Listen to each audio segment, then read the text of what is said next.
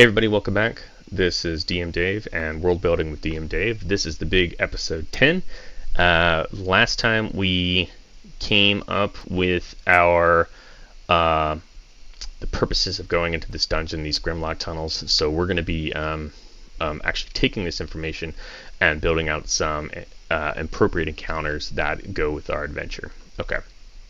In episode 7, I think it was, or 8, episode 8, we already came up with one Grimlock encounter. If you watched that, you probably remember that I used various tables, such as our Adventuring Day XP table, to come up with a total budget. I used encounter multipliers to multiply the actual XP to get our adjusted XP, which is our cost per encounter. And then we cross-referenced it with our encounter difficulty table here.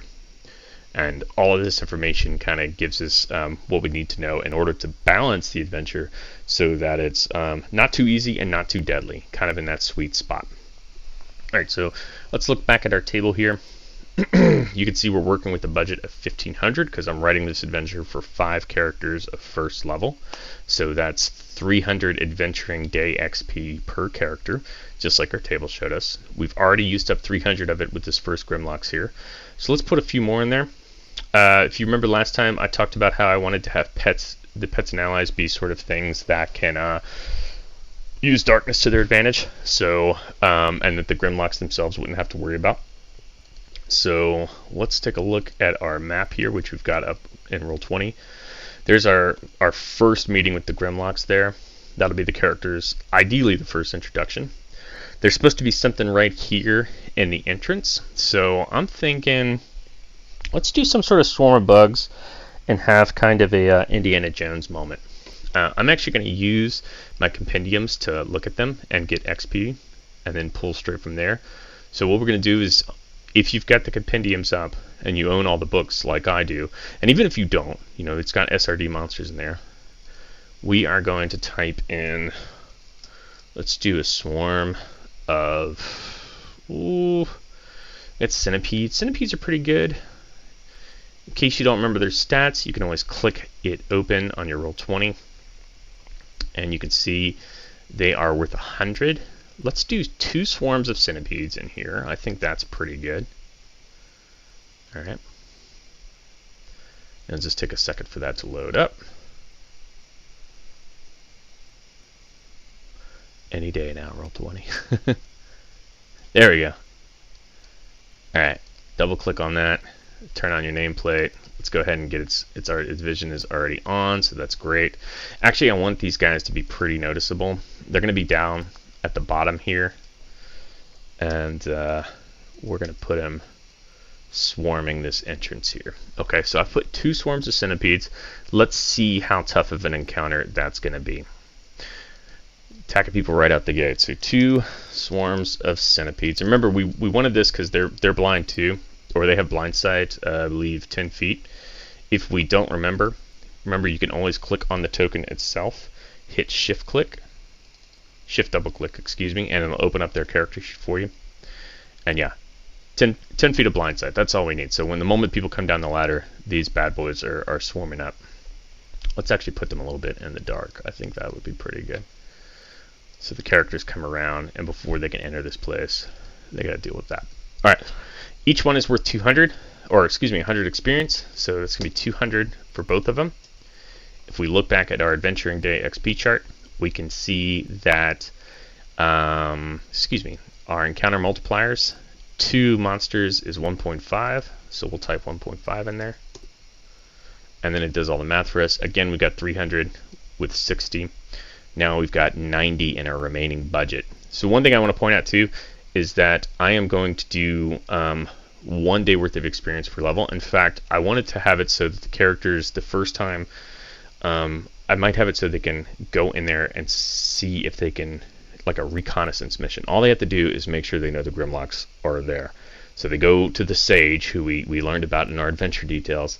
They find out that the Grimlocks are there, brings that information back, and the Sage is like, okay, go smoke those turkeys out. So this first one will be kind of running the gauntlet just to get that information. Once they have the information, they return to the Sage, and then they gain a level, and they come back for 2nd level. Okay, because probably this is once they get through all these things here, it's gonna be they're gonna need a rest. All right. So next up, we've got pet or allied guarding treasure.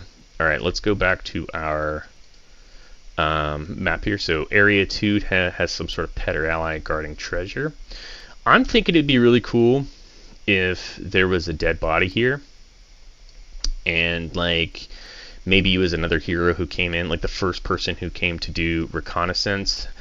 They got trapped and they came across some dark mantle. The treasure that they've got, that they're guarding, is basically whatever they were carrying on them when they died. We can figure that out after the fact. Let's go ahead and get our dark mantles in here.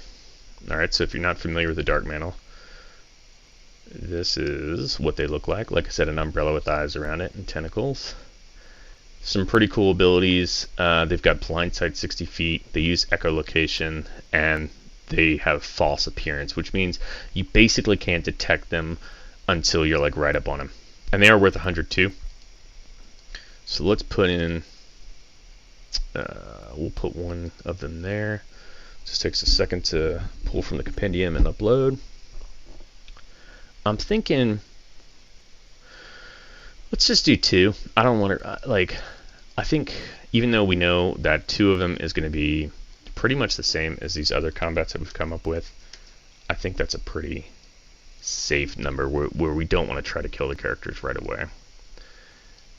And so you'll have the bait of this skeleton. So like the moments the characters get here, they can see this, the dark mantles drop their darkness and go in for the attack.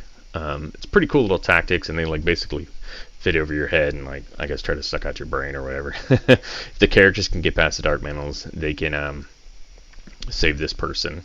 And maybe that's what we'll make it of. Like somebody actually vanished in there, and the characters have to go figure out what the deal is. And again, our dark mantles, they've got vision, so that we can see through their eyes. Alright, so that is our second encounter. We'll do 2 dark mantles. That's 200 experience, 1.5. And again, so we've got 600 left in our remaining budget. Area 3. Let's see. Which one is Area 3? Okay, Area 3 is kind of this thicker cave here. Another pet or allied creature. I think this time the characters are starting to get a little bit further into the cave. The Grimlocks are all hiding and waiting here. They want something that's more of an alarm system here. So, you know what's a good idea? Shriekers. So if you're not familiar with a Shrieker is a type of fungus that when light comes near it, it lets out a shriek. So let me show you this trait here. Okay, when bright light or a creature is within 30 feet of it emits a shriek audible within 300 feet. Perfect alarm system, right, for some of these. And let's see if we can see that. What was it? Yeah, they're like no challenge rating. Okay, so this isn't really a combat encounter, but what this will do is give us, and they have false appearance too, I think. Yeah, so when they remain motionless. So what I want to do is I want to actually hide these guys on the GM layer. Really, I should have hidden. I'm going to hide my dark mantles too while I'm thinking about it, because remember, the dark mantles, you can't see them to begin with. So if I just leave those tokens there, you know, the characters are going to know that there's trouble up ahead. So this is going to be kind of a tough cave filled with all kinds of like things that could see in the dark and detect things. Alright, so we'll put a Shrieker there. Let's remember to turn on its nameplate. Yeah, its vision's on, so we got that. We'll copy him. We can do as many of these as we want, because really, they're like worth no experience. They're worth like 10 experience each. They don't really have an effective attack either. They're just meant as a defense system for Underdark creatures. So let's get 5 of them. I think that's fun. Still, I mean, they have a little bit of experience, so we'll say 5 Shriekers. They are worth 10 each. If we remember Adventuring Day XP, 5 creatures, or excuse me, our encounter multipliers, 5 creatures is times 2. Very little bit of experience that we're going to end up using there. Okay. Obstacle, I'm not sure on that yet. The obstacle is going to fall into this little area here, so I'm not sure what to put there yet, but we could figure that out a little bit further on as we're getting a little bit closer and we start to understand the story better, and really when we start doing some of our writing. Random creature with treasure is going to be area number 6. I think that's kind of perfect too, because I think 6 is this back hallway. Yeah, so maybe there's something that lives here that's killed like yet another explorer. The Grimlocks know better to go in there. We can make this something maybe kind of tough, like, and there could be like signs like around both entrances, like basically they've hung skulls and stuff to say like, yo, don't go down that hall. So if you're going to do something dangerous in 5th edition that has the potential to kill your party, I highly recommend that you signal it in advance or telegraph it in advance, because it's really annoying for characters if they get surprised and they have no way to defend themselves against such a surprise. They feel like they've been bamboozled, and that's not fun. Like, you want to leave clues that say, hey, there's something dangerous up ahead, go at your own risk. And the Grimlocks, I think, what might make this interesting, I think they have their own, I think they speak Undercommon. So this will also be like a, let's see their character sheet. Pretty sure. Yeah, they speak Undercommon, so they can have like written stuff in the Undercommon language. Any character who would have Undercommon would pay off, but you can also do some like gruesome standards and stuff to say like, all right, if you go down this hallway, there's something going to kill you. Let's make it something that can see in the dark. Not super tough. Let's do challenge rating 3 or so. A great way to see the monsters that we have available to us is if you go to this website here, donjon.bin.sh. Donjon is, if you don't know about it yet, wonderful website. It's taken everything and organized it. It's got random generators galore, but we've got a monster list that we can pull up here that gives you everything that you need to see. So instead of me just flipping through the books and trying to find something, I can organize this immediately. Let's give a challenge rating 3 monster that's pretty deadly, but not deadly enough where the characters can't run away. And we'll give some reason why. We'll come up with some reason too, maybe why this monster. Basilisk, I think, would be pretty cool because the Grimlocks wouldn't be affected by it, but at the same time, it could try to eat them, so they leave that alone. Yeah, I really like that. Cave Fisher from Volos is really kind of a cool idea. Let's go with a Basilisk. I think that's a cool idea. It's a tough monster. They wouldn't fight it because they don't want to get bitten by it and they could still get poisoned. I mean, the 10 plus 7 is going to kill one of them in one hit. They're not really worried about its petrifying gaze, so to speak. They're just more worried that it's going to get bitten. So this is kind of another cool reason why there would be this. A great way to signal a Basilisk, of course, is that there are multiple creatures around that have turned to stone near it, right? Signs that there's something dangerous up that way. All right, so we know that we want a Basilisk. It lives in this spare tunnel up here. Let's find it here. We'll put him in there. It's a pretty dangerous creature. Probably going to kill someone if they make the mistake of going in this tunnel. So like I said, we want to really make sure when we go to do the final design on this that we're not making it too hard for our characters. We're going to put him on the token layer because he's not he's going to be, he's not really going to be hidden. Let's see, is he even a hider? You can look at the character sheet and get an idea. Yeah, low dex. He doesn't need to hide. He's got 52 hit points, natural armor. This is a brute, right? Brutes don't hide. They grunt at you and charge. Okay. Now, if he had higher stealth and defensive capabilities, like if he was a Grick where he could blend in with the stone or even the Grimlocks, then yeah. But in this case, he's just going to be out there in the open. You're going to know he's coming. And you got 30 feet, so 30 feet of range means that if he starts right there, our characters have to about this bend right here before they realize they'll probably see it before it can get its stone on and know that they should probably get out of there. Okay, so I think that's a good little encounter there. Adds kind of a unique ecology to the dungeon. So now we've got Shriekers as defense if they go that way. This guy kind of acts as natural defense in there. The Grimlocks are hiding, and then if they hear the Shriekers, obviously they're going to be ready for the characters. You've got some Dark Mantles over here that are near a body of some dead guy. Let's see. Got a few more rooms. We'll get these done real quick. Alright, so let's figure out our challenge for the Basilisk.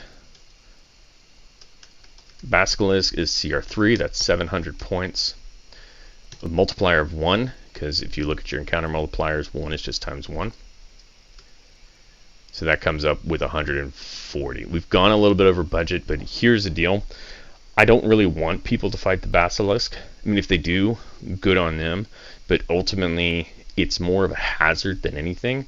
So it's okay to go a little bit over in this situation. I'm going to try to use up, for now, let's give him 0. We got really 500 to build with. I think that's a good CR2 monster. So we need a trap in 7, random with treasure in 8, and then a hazard with treasure in 9. Okay, cool. 8 and 9, I think there's rooms. 7 is going to be right before the rooms. Let's see. We need to have a trap in here somewhere. So I'm not sure what to make that right now. And honestly, I don't even know if it's something I want the Grimlocks to have set. But maybe it's kind of their way of defending this area here, or something down south, which they don't want to mess with, has defended this area. But we'll have a trap here. It'll be something simple. This is a first level adventure, so it could be something as simple as like a pit trap. In fact, let's just make it a pit trap. We'll say it's a pit trap. I've got some tokens already into my library to account for pit traps. I think 2 pit traps at both choke points would be kind of fun. Under my map labels, where is it? Icons. I'll just do a search. Pit. Here we go. Alright. I think this is my latest one. Yeah, this is my latest one. Let's do this here. And we'll put this on our GM layer again too. Now I'll remember that this later on is going to be a pit trap. I'm going to make it 10 feet deep. It'll do 3 damage. You don't want to kill people with a trap that's kind of hard to spot. Really the point of a pit trap is to make sure that characters are constantly perceptive and on their toes. And it's usually, your goal is not to kill people with it, but to keep them on their guard. I put it on the map layer, didn't I? Whoops. GM layer. Alright. And we're going to make this 10 by 10. So I'm going to resize this real quick. And if I wanted, I could even put I could give it a name tag, which only I can see. We'll say concealed pit trap. Doesn't really need any stats or character sheet. We're going to write that in. And I'm going to put a second one here. It's kind of this nice little choke point here. I think it's kind of cool. Means they got to go through it once here. And if they get past this one, the idea, it's kind of like a speed trap with cops. You have one cop hiding while the other one's in view, so that if you see that, you get past the cop, you're like, oh, I'm safe. And then you speed up, and then the second cop's like, aha, I got you. That's what these will be. Alright, and the next ones were, there was a random creature in here, and there was some sort of hazard in here. I think I have kind of a fun idea with what I want this to be. I want there to be some treasure stored here, and it's kind of in a hazardous area. There's some sort of acidic slime or something covering the treasure that the Grimlocks have put there. But that hasn't stopped some rust monsters from sniffing around it and seeing what's up. So they're just kind of sitting there at the edge. If you're not familiar with the rust monster, it likes to eat rusty objects, or it likes to eat metal objects and ferrous objects. They're 1/2 XP, so I almost want to put in, I think we can get away with putting maybe 3 in there. And they can rust metal. They're the terror of characters everywhere. They're not really that hard in terms of their abilities. They're just annoying because they can eat your stuff. Got good hit points, 27, good AC. So we'll put a few rust monsters in there who desperately want to get to the treasure in this room, but there's some sort of caustic slime or something that's stopping them. Alright, so there's 3 rust monsters. And we'll say slime on treasure.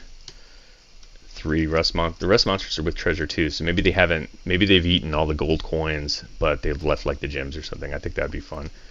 They're 300. Again, our multipliers 2 because we got 3 monsters. That's going to put us at 600.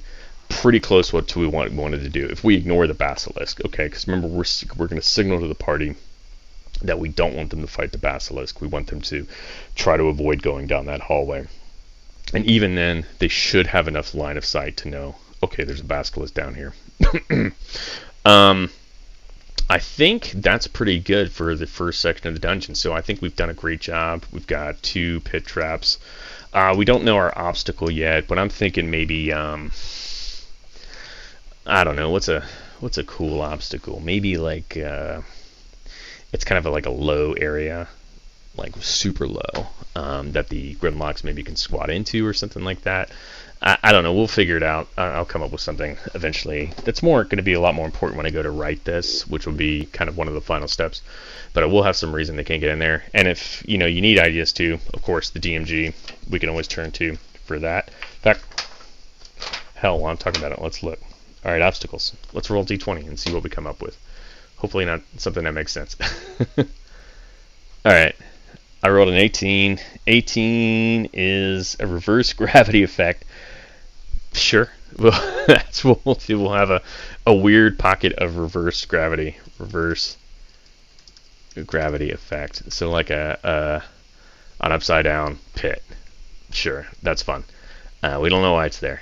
Doesn't matter. Who cares? But yeah, there we go. That's going to be our first dungeon. We've got a couple swarms of centipedes at the front. Some dark manals. We've got shriekers to scream when people come. That alerts the Grimlocks in area 5. There's a Basilisk in the hall behind, where the Grimlocks have like tried to avoid. They haven't been turning the stone, so there's no, we'll see like small animals that have turned to stone, but the Grimlocks are fine. We got a couple pit traps that are guarding kind of their treasure hoard in areas 8 and 9. Some rust monsters have gotten in there. Rust monsters are eating what they can get to, but they can't get to the slime covered treasure in area 9. And yeah, that's it. Next, we'll build out the morlock lower levels. So I think this has been pretty fun. I think this is starting to sound like an awesome dungeon. And in our next episode, I think what I'm going to do is expand the south end of our dungeon a little bit. I have a fear that the players are going to go off the board pretty quick in this, so we should probably, instead of limiting them where they can go, I think we should build that out. And then once I've got that in place, I will probably end up filling the lower part of this, which I want to make into a 2nd level adventure now, because the idea is they go in for the reconnaissance, they find out the information they want, they go back to the sage. Sage pays him for that, and he's like, okay, great. Now go back in and kill that dude. And then that's where they will have kind of their big fight here, which is going to be the Grimlock's tomb. So yeah, this has been a ton of fun so far. I'm really excited to run this adventure, and I'm really excited that you all are watching with this. If you like this video, be sure to like and smash that subscribe button, and I will see you next time on episode 11. All right, peace.